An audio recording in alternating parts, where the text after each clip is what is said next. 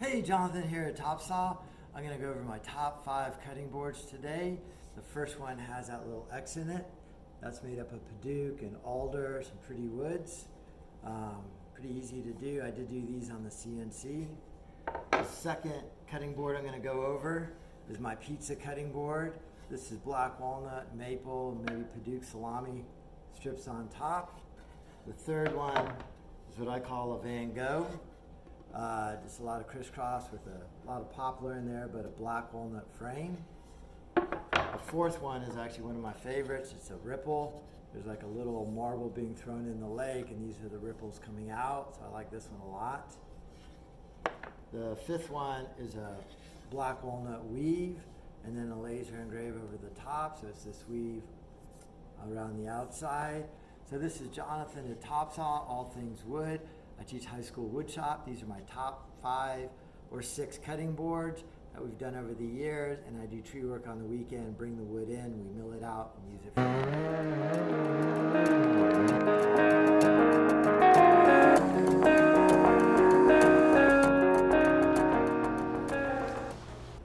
Okay, I think the first cutting board I'm going to go over is this one right here. I really like the simplicity of it, coupled with a sense of design. This is done on a wood CNC router, and I'm using an 1/8 inch bit. This one I actually use a 1/4 inch bit in it, and then I'm just inlaying those things in about a 1/4 inch deep. So this will be the first one I'll go over. The first step in all of these is kind of prepping your wood and surfacing all 6 sides and doing the glue up. So let's start there, and then that'll be the same for the rest of them as well. So I start on the joiner. This is a Powermatic joiner. It's a beautiful tool. What I'm doing here is getting a straight edge on all of my boards, keeping my fingers far away from the cutter. All guards are in place. Once I have a straight edge, then I go over the table saw to rip the other side to get a parallel edge. So I have to start on the joiner to get a straight edge, and then the second edge has to be on the table saw to get a parallel edge. And I start to get all my wood that surfaced pretty well on all 4 sides. I don't have to worry too much about the top and the bottom because I'm going to plane them after I glue up. So this is Titebond number 3. This is great wood glue. It'll hold up pretty well underwater, even though no wooden cutting board should really be put in the water. So good application of glue here. Make sure you have paper towels near, and your clamps are all kind of set up. Once I have all my layout figured out, I clamp out on the bottom, pushing all my wood boards flat down, and then I put another clamp on the top to prevent it from cupping up, so I have pressure from both sides. So I screw in from the right and the left to make it nice and tight, and I go back through. This is the next day after I've glued up. I unclamp, I scrape any excess glue, any high points, anything that'll ruin the planer. And then this is a 25 inch planer. It's a really nice tool. I set it at the exact thickness of the board, and even if I don't cut anything on the first pass, it's kind of a safety pass. Maximum I come down is 50 thousandths of an inch. So it's a digital setting, and I come down about 50 thou on any pass. Once I have one surface flat, I flip it over and surface the second surface, or the back of it. And then I go back to the table saw and rip the opposing side parallel. Now I'm surfaced on all 4 sides, and I draw the largest rectangle I could get out of there with the T-square, and then corner to corner to find my center mark. Glued up, glued overnight. I'm beyond 11 and 14 inches. I've planed the whole project down. And the way I check my planing is I run my finger over it, and there are no lips on it at all. And then I draw this edge is jointed, this edge is ripped parallel. Even after I glue up and plane, I do that again. If there's just a small margin of error in all of these, it'll be exaggerated by the edge. So you want to, when you're all done gluing up, you want to make sure these 2 sides are parallel. Then you're going to do a T-square and be perpendicular off of this edge to get the longest length you can, and the same thing on this side. Then you're going to measure in X. So your X measurement is just over 14. Your Y measurement is substantially more than 11. And then you're going to check your thickness either with a 32nd ruler or with a dial caliper. So this is just under 5/8, so times 0.625. So not only do I write my dimensions down on there, I'm also actually going to put an arrow to make sure I remember this is Y and this is X. And then from there I go over to Mastercam. Okay, so these are those plastic nails that I love. I'm just going to put one nail in. Careful I do not put it in my hand or split my board. And once I have one nail in there, I'm going to square up this board, and I'll use that one nail as a pivot point.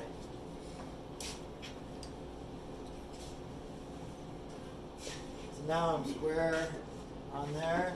I'll put in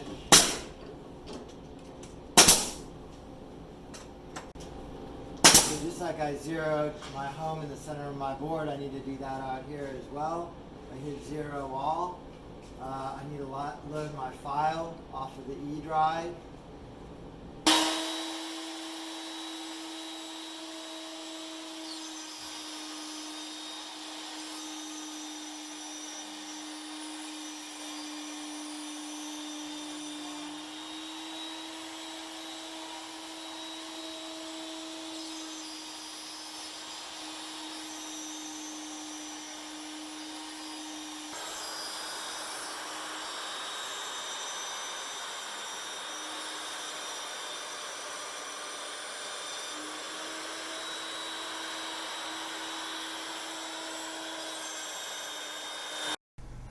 Okay, I'm all done on the CNC router, but you could have just done it with a regular router. You don't need to use a CNC. It was an 1/8 inch flat end mill. If you're going to do it with your regular handheld router, you could just create a template and run off of that arc. So here I am squaring up the two edges to make it surfaced on 5 and 6 sides, and I'm cutting it down a little bit so that the end of my arcs come out through the edge of the board. Here's a thin piece of purple heart I ripped down to an 1/8 inch. I check its fit. It's a nice snug fit, so I'm going to cut another one. And then when I'm all done cutting those, I'll bring that blade way down. There's a student with a few questions. And then I'm going to take those purple heart strips and cut them lengthwise as well, so that they're only about 3/8 high. That makes them a lot easier to bend. So you can see I'm bending them and trying to fit them in there. I clean up a little bit with a hand chisel, some of that fuzz off the top and also inside the groove. Make sure there's nothing in there, nice and cleaned up. Putting in wood glue again. And then I'm going to work those pieces of purple heart into my arc, not worrying if they're standing out too far. I am kind of doing a little bit of a weave here, so this one I'm going to go the whole length of that arc. That one I'm only going to go half the length of the arc, or right to the point of intersection. And then I'm going to put this piece in right there. I got to work it in there a little bit. I'm not worried about using a metal hammer and smashing it, because I'm going to end up planing that all the way down. So there are all my pieces getting tapped in, and glue in all of the grooves where I'm pushing that purple heart in. And then I'm going to just clean up those ends, making sure that they're standing proud. And then this is super cool. Here I'm actually running it through the planer only for the feed rollers. So this is actually the way I press those inlays into it. And then this glue's still wet because I didn't wait for it to dry. I was just using the planer as a press. And then I'm snugging those all the way up tight. Glue's all dry, planing it down a little ways, and then over to the drum sander. This drum sander is a precision tool. You can only take off just a bit at a time. A student kind of ran something through too hard and burnt up the sandpaper, and that's why I'm getting those black streaks on my board.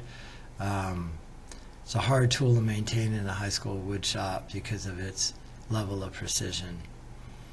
Okay, so now that I'm pretty smooth on the drum sander, I'm using masking tape to create some radiuses on the corners of the cutting board. I just mark them over the bandsaw, fingers far from the path of the blade of the bandsaw, Safety always is job number one.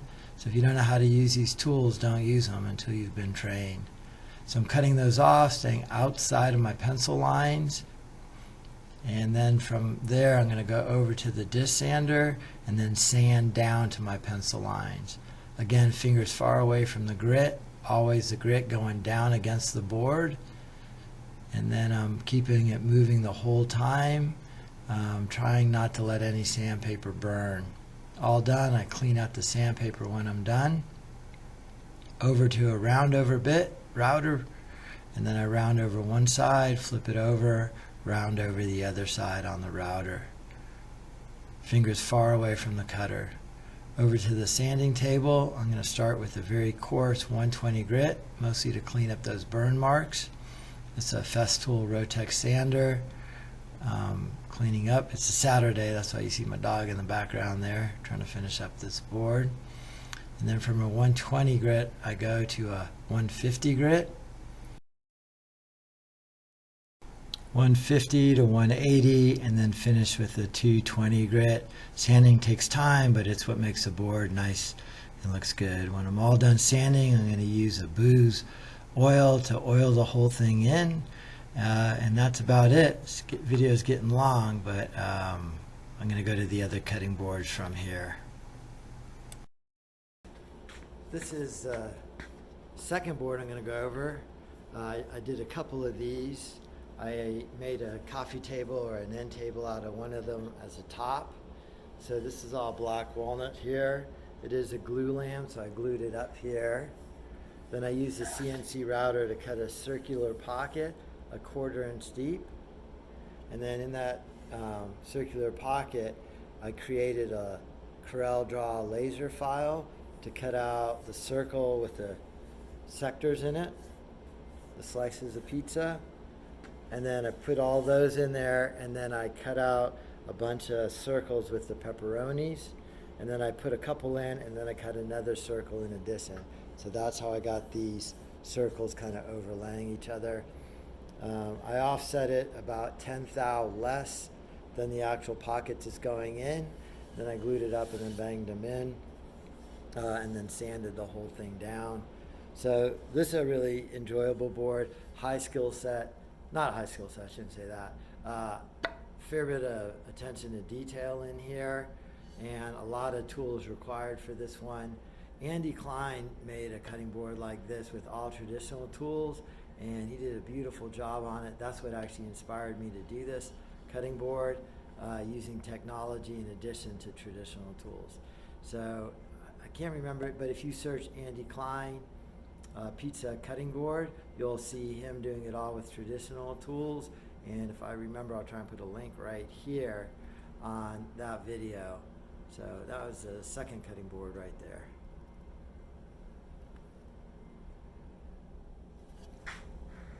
This is a third cutting board. It's a Van Gogh, I like to call it. This is actually surprisingly easy. You make up 2 cutting boards like all the other blanks, and then you tape them together, and then you cut them on the bandsaw. So you have 2 boards too thick. They're cut on the bandsaw, and you do kind of want to do pretty gradual arcs in them, and you want to have relief out the edge. You don't want to cut a lot of centerpiece. Okay, I'll go through this as quick as I can. This video is getting awfully long. I should probably just do a separate video on this Van Gogh. So this one is maybe 25 by 12 or so. Glue up, and then just cut it in half using a sliding chop saw, and then that's double-sided tape, and then taping the 2 boards together. So taping the 2 boards together, it would have been better if they were both square. So we're going to have a little bit of waste here, but the grains are perpendicular to each other. And then once they're taped together really well, over to the bandsaw, and then you're just cutting pretty big sweeping lines. It does need to be a pretty sharp bandsaw blade, fingers far away from the blade. His finger's getting a little too close, and he's cranking it a little hard there. And then the piece is from the top get intermixed with the pieces on the bottom, and you'll see that up ahead here. So this is a lot more pieces than I've done, and there's a whole top piece, and you can see it's taped to the bottom. Now the key is not to get mixed up and lose all your pieces, and certainly don't flip any over, because that'll double your permutations. So now we're going to start taking it apart and taking part A from the top piece and putting it into cutting board B below. So the first part on the top cutting board goes to it gets changed with the first part in the bottom cutting board. Then the third part to the third and the second to the second. So I'm alternating every other piece in the top and the bottom. So that second piece was on the bottom is now on top. The third piece was on top and is now on the bottom. The fourth piece was on the bottom is now on top. So you get that sort of pattern, and you're going to get two boards. Again, they weren't square boards to start with, and that's why they're not perfect squares now. I'm just going to glue up all the individual pieces here. You want to use as many clamps and as much pressure as you can to close out the kerf from the saw blade, and then once you have a few pieces together, put some more pieces together and continue gluing them together. So there they are, glued together. Then they get squared up completely, a border built around the outside of them, and then you have two Van Gogh cutting boards. I know that's a quick explanation of this project, but maybe I'll do a separate video from start to finish. Okay, here's a fourth cutting board. I like this one a lot. I just have one of those little glass marbles placed in here. I cut these arcs. These are actually a Fibonacci sequence off of the corner here, so they're arcs of a circle. And then I think they go 3, 5, 8, and then 13 inches out. These are cut on the CNC. And you can see the edge there. They're only about 1/4 inch deep, and then I inlay those strips into it. So that's the fourth board. Anytime I use anything that's not wood in a wood project, I like a lot because it really stands out. So I kind of like that black or blue marble there.